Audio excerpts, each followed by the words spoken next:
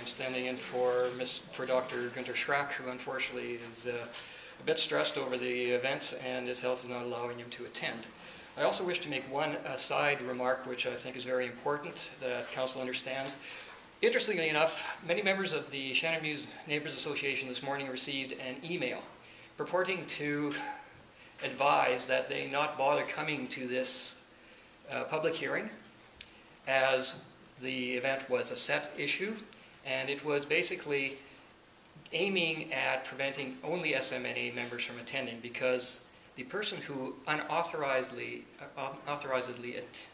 attached that email list made it very clear that his interests lay against us by removing the executive and key people who recognized that it was a false email from the distribution list.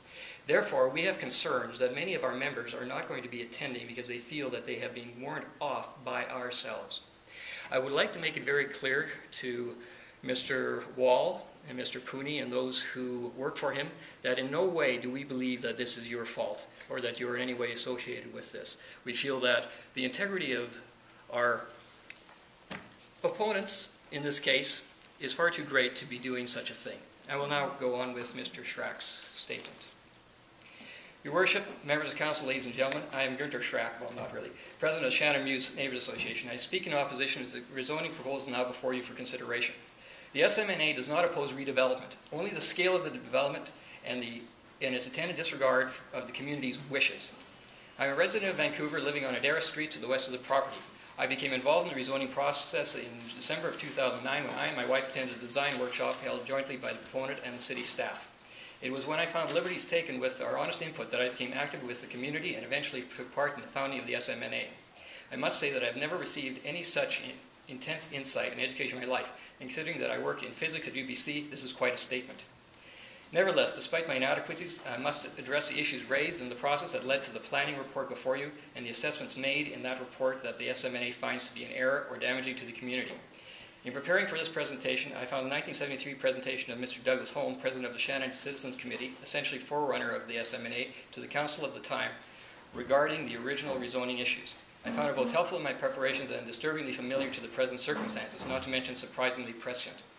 I therefore attach a copy of that presentation to mine, as I believe Council can benefit from knowing the full history at that time. Allow me to begin by saying that, from the standpoint of the community, the planning process has been flawed and biased from the beginning. The first exercise, as I mentioned, was the design workshop, where the public was almost outnumbered by representatives of the developer and the city, where the instructions and guidance were biased towards a specific result, and where the final report misrepresented the results in several key areas. I was appalled at this when I finally saw the report. Fortunately, 3 others did see the faults and dealt with them on behalf of all of us who took part. My next direct involvement was with the enhanced consultation process, which came about due to the discrediting of the prior mentioned charrette. It was at this time, in late 2010, that the SMNA was created. I and my neighbors took part in this exercise on the basis of planning's promise to keep the process open and transparent. Though we were concerned about how this would be handled given our prior experience, we attended the sessions and, as the SMNA, made it known to as many people as possible to ensure that the community was involved and had its say in the development. By and large, the consultation process was acceptable, and we felt at the time that we had real opportunity for input. Unfortunately, it was with the collation of the input from the various sessions that we began to wonder once again if we had been played for saps. It seemed to many of us that the interpretation of the results was not in keeping with the surveys done by ourselves or by the arts community vision groups. Be that as it may, we continued to cooperate with the city whenever possible.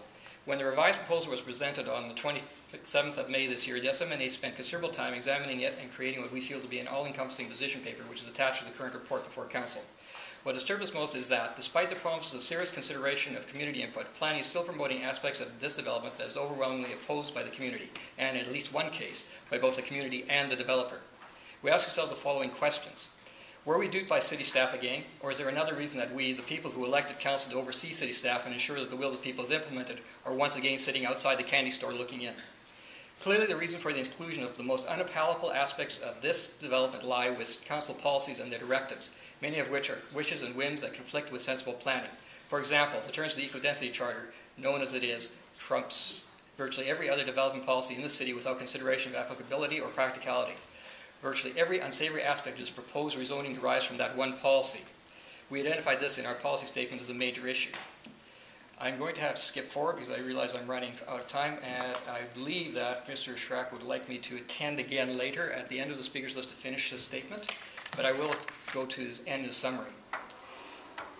There's no benefit to the community from this extreme increase in density. To sum up, the report has done a fine job of justifying council policy through a heavily verbose drumming beat that all its recommendations are to the community's good. If this is so, why are some 90% of the surveyed people in the community opposed to the development, also to council's policy? The answer is clear. Council policy does not represent the community. Instead, it wishes to train the community to obey its wishes. We ask council to reconsider this rezoning application and either send it back to planning for more study or to quash it entirely.